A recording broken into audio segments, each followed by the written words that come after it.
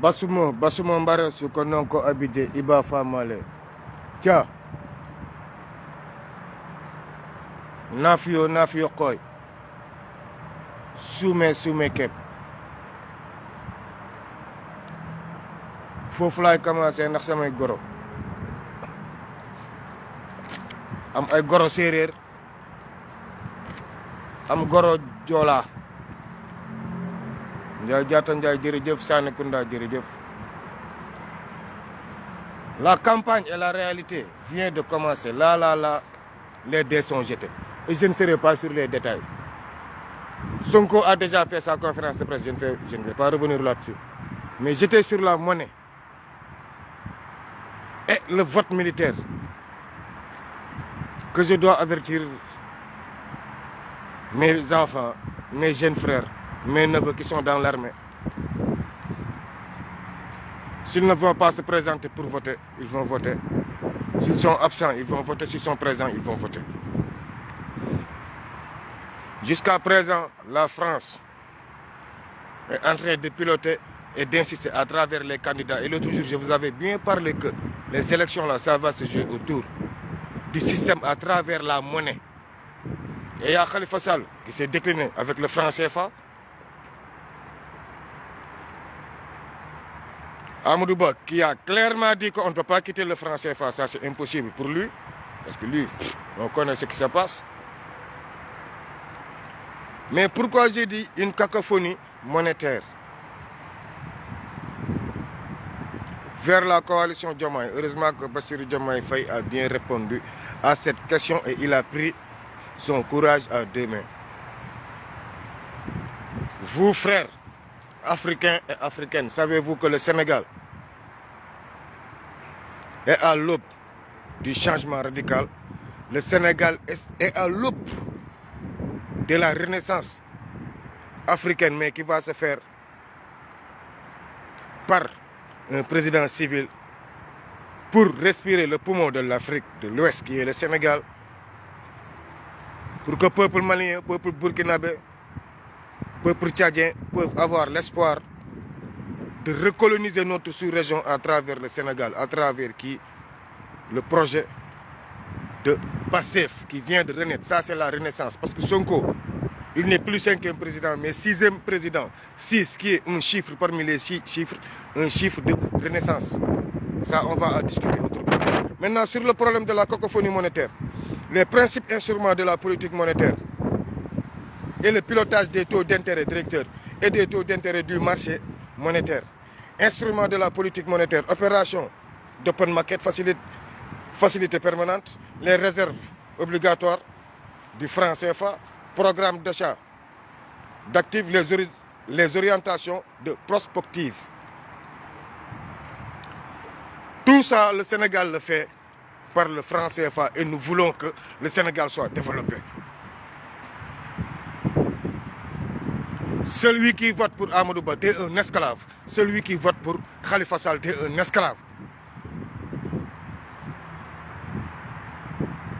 Et nous ne sommes pas des Antillais, ni des Guadas, ni des Martiniques. Nous sommes des Africains, d'origine africaine, de naissance africaine, ressources africaines. Merci, Président Bassirou, d'avoir pris ton courage à deux mains et d'avoir répondu à cette question. Il nous faut notre monnaie, il nous faut une indépendance et une souveraineté monétaire, une souveraineté éducative, une souveraineté sécuritaire pour gérer les autres souverainetés. Un pays, ça a une souveraineté nationale, ça, sa monnaie locale ne va jamais se développer. Un pays avec une langue étrangère ne va jamais se développer. Cheikh Anta Diop avait raison et heureusement que le nouveau président là a très tôt compris et il a fait ce que Kadhafi avait fait. Ce que Patrick Lumumba avait fait, ce que Modibo Keïta avait fait. Aujourd'hui, Bassirou Diomaye Faye l'a fait. Peut-être que vous êtes sur le besançon. C'est-à-dire la campagne, vous sortez, vous regardez, mais moi je ne vois pas ça parce que j'écoute, j'entends, j'analyse. C'est pour ça que je ne rentre jamais dans des détails. Sonko a dit, on l'a fait. Parce que tout ce qu'ils vous ont dit, Je vous ai parlé du protocole de Cap Manuel, dont je suis au courant de depuis. Ça fait des mois, j'en parle. C'est pour ça qu'ils ont tout répété. Alhamdulillah. Les principes de la monnaie garantis par le franc CFA, on nous dit qu'on va se développer. Jamais de la vie. Quand le Sénégal aura une souveraineté monétaire, savez-vous que l'AESLA va passer?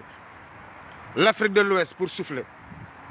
L'Afrique de l'Ouest pour sortir carrément du système occidental a besoin de l'océan Atlantique pour se sauver des mains des colons. Le général Tchani en sait quelque chose. Soit c'est la Côte d'Ivoire et on ne souhaite plus un coup d'État parce qu'un coup d'État, ça sera très mal vu par les peuples occidentaux et les autres.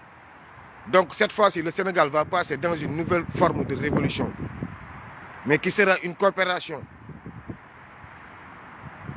Pas de tiraillement. Pour accéder à cette nouvelle révolution-là, pas de tiraillement. Cheikh Ahmadou Bamba, qui est l'exemple de notre pays, Ahmadou Bamba Khadim Rassoul, il a mené sa révolution jusqu'à montrer que la charia n'est pas arabe. Il a mené une révolution pour nous ramener autre chose dans la vie. On croit à ce Cheikh Ahmadou Bamba. Je vous avais dit qu'il y avait 4 boss. C'est Muntaha Bachir, que le Cheikh avait dit que tu vas construire la plus grande mosquée de l'Afrique de l'Ouest à Dakar. Mais ça date de 1800 combien? Il y a un autre Bachir, non, il y a Bachir encore, qui va changer l'adepte et le concept de la société sénégalaise. Qui était ce Bachir? Un Bachir avec barbe noire ou Bachir avec barbe blanche? Les dés sont jetés. Les élections sont gagnées à une seule condition. Il faut dialoguer. Et tout ce temps-ci, je me répète. Je vois tout le monde faire des lives, revenir sur les plaies, revenir sur les blessures, revenir sur nos morts, revenir sur les martyrs. L'État, les gars, nous sommes sur le War Asri Inal Insana La Fikusri, s'il vous plaît. Allons-y direct vers Focus. Après le 24, on va en parler, s'il vous plaît. J'ai suivi Pape Alenia qui parlait avec le cœur meurtri.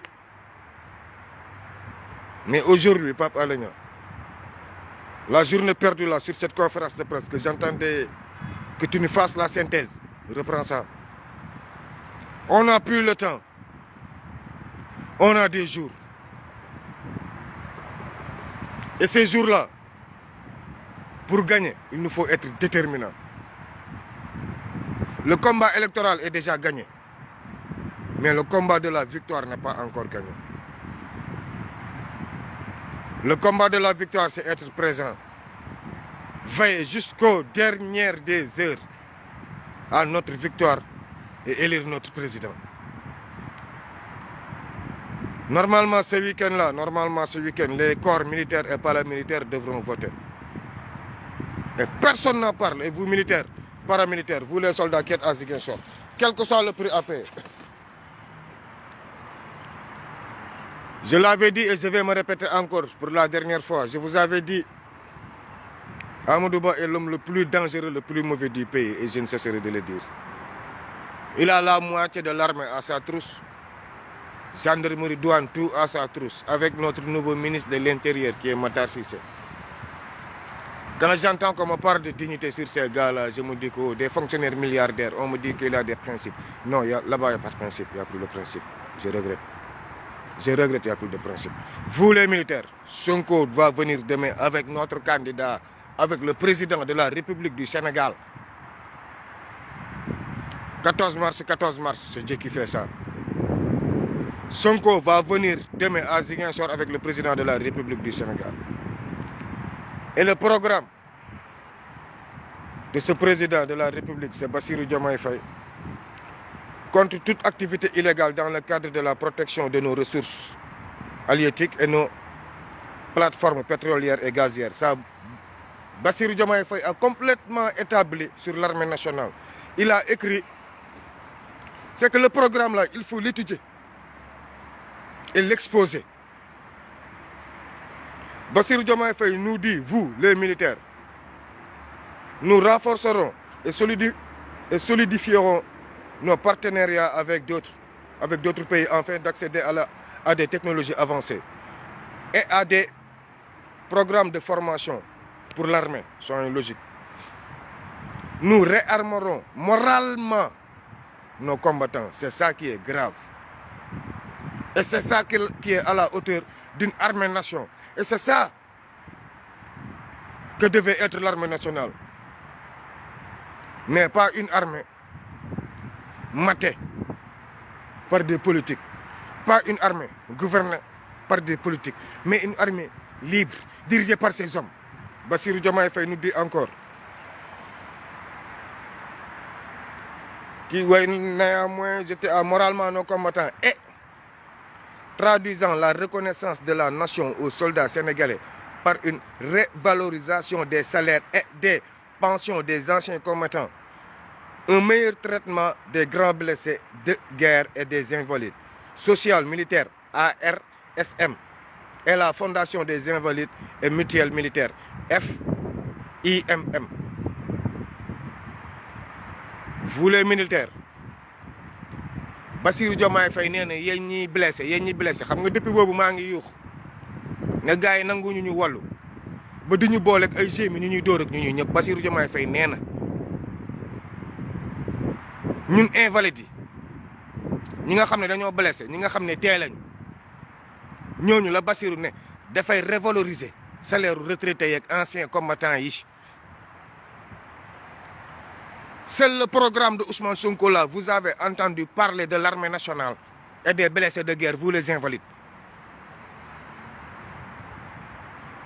C'est pour ça que votre vote de demain, votre vote de ce week-end-là sera crucial. Si vous allez voter là, Amadou Ba va mettre plus de 23 000 militaires votants, 23 000 bulletins de vote là. Non. Prenez vos responsabilités, vous êtes des hommes. Prenez vos responsabilités, l'État a déjà parlé. Bassirou Diomaye Faye vous l'a dit encore une fois. Nous renforcerons et solidifierons nos partenariats avec d'autres pays afin d'accéder à des technologies avancées et à des programmes de formation pour l'armée. Nous réarmerons moralement nos combattants et traduisant la reconnaissance de la nation aux soldats sénégalais par une revalorisation des salaires et des pensions des anciens combattants. Un meilleur traitement des grands blessés de guerre et des invalides. J'ai été très clair là-dessus. Je ne veux pas être dans le débat de Sonko a dit on l'a fait ça, tout c'est déjà dit, ça y est derrière nous. Pour le programme, j'ai entendu d'autres nous dire que non, Bassirou Diomaye Faye va faire 6 mois. Peut-être que si vous êtes d'accord sur ça, mais avec le gap économique que Macky Sall nous a créé, vous savez que économiquement le Sénégal ne marche plus. Depuis 2021, un pays qui ne marche pas. Vous voulez nous dire qu'après 6 mois, 2021, 3 ans, 2022, 2023, 2024, on va élire Bassirou Diomaye Faye. Donc au mois de décembre, là, que Macky Sall ne voulait pas aller aux élections présidentielles, nous, on va réorganiser des élections encore. Les gars, la Constitution se doit d'être respectée. Et nous sommes les gardiens de la Constitution. Nous, les patriotes. Nous sommes les gardiens de la Constitution. Et la Constitution, là, se doit d'être respectée. Et non bafouée comme l'a fait Macky Sall. Un président sera élu pour les 5 années qui vont suivre. Un président sera élu pour les 5 années qui vont suivre. Et sur le plan économique, mieux vaut au moins attendre 2 ans pour ne pas penser à des démissions ou autre chose. Mieux vaut attendre 2 ans. Parce que le Sénégal a d'énormes gaps financiers. Actuellement, le pays est mort financièrement. Moi, le président qui va gagner là, j'ai peur. Comment il va gérer les salaires? Comment il va? te li ma doon wax Macky Sall laa koy wax Macky Sall yow dong yaa ñu mën génne si lii mooy le 24 20h pile nga woo sa booy yi wax ak ñoom comme dëkk bi xamuñu soo waxee ñu ne waaw waxtaan waaw mais démb Bassirou Diomaye Faye bi muy dem si te kër góor gi Ousmane Sonko t'as vu xam nga léegi qu'est-ce que c'est que l'État Ousseynou Ly Birame Souleye Diop dem ngeen rencontre mais bouche cousue yéen ñi kenn du ko wax code la damay yëg lu kenn dul yëg. Vous avez vu, je vous avais dit que Macky Sall est petit Ousmane Sonko est petit bu Sénégal aaye rek 17 millions yi ñoo leen ëpp yéen ñaar bu Sénégal aaye mën nañ la teg waxtaan ak yow nga déglu ñu ne la lii mooy état lii mooy soubassement réew lii mooy directive réew loolu nit mënu si dara. moo tax sànq bi ngay wax ak sànq Macky Sall comme d'habitude ragaloo faale woo ndax xam nga ne moment yi mënatu si dara dootul ak moom la ñu war a xeex te heureusement que tu l'as compris. Bassirou Diomaye Faye est d'accord pour le dialogue dañuy dialogue sabotage mënatul am ku bëgg a seytaane nag sabotel yat baa ngi tege carotte baa ngi tege bés boo leen ne 20h bu conseil constitutionnel xaw ma nan waa imbécile yi ñu formé fay leen xaalis am na ñu commencé fay 25000 ñoom dañu war a commencé jubiler à partir de 20h gis nga ku fi sol t-shirt Amadou Ba 20h le 24 dimanche prochain bala di ñëw génn ne da ngay jubiler dootoo ko defati allahu akbar dootoo ko defati xam naa bu baax lu may wax dootoo ko defati ku fi génn sol ci t-shirt Amadou Ba 20h yow Farba Senghor yéen waa PDS doome xaram yaa ngi ni organiser affaire escroc doome xaram yoo xam PDS doo xam fu ñu far parti PDS bi dañuy far Amadou Ba parti PDS bi PDS daa ñoo bëgg a taal réew mi mais gis nga ku fi taal réew mi dootoo ko defati. patriote jeunes yi départ nañ noonu jëm Ziguinchor lii dem ci jeune xaw ma ñaata la booy foog ngeen daw nànk Jakarta yi mënul dem na routière yi kese dem yéen ñu am oto yoo xam ne mën na dem Ziguinchor oto yi nekk en état de forme y a des mécaniciens c'est des fonctionnaires c'est des jeunes très carrés très casés ñu si mën abal oto dinañ la yóbbu sa oto delloo si la ko ñu si am bon d'essence jàppale booy yi parce que booy itam saa bu ne dañ may solliciter père man leen booy caravane yi gis nga seen caravane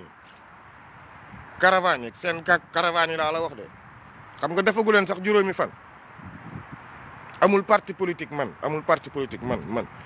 boo xam ne jox na ma fond de campagne amul de maay dépensel sam bopp te samay moto maa koy déplacé yeneen patriotes yi nekk si suuf ñoo siy jàpp essence bi may def yëpp man la soxlaawu ma ko ci benn parti politique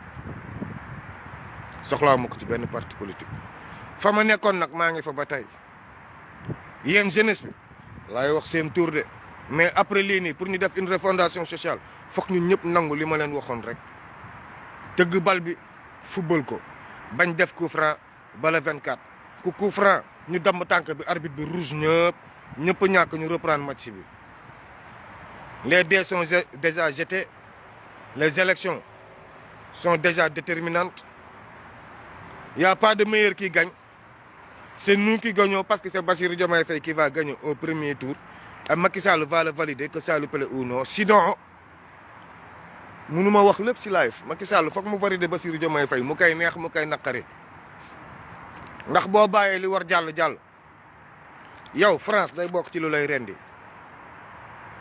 waxalaak ñoom ñooy président réew mi amuñu benn président ñoom ñooy président réew mi néew ma la waxalaak moom de waxalaak ñoom ñooy président askan bi yàlla moo ko def du ay bëgg ak bañ de affaire yàlla la basumoo mare tey nag naa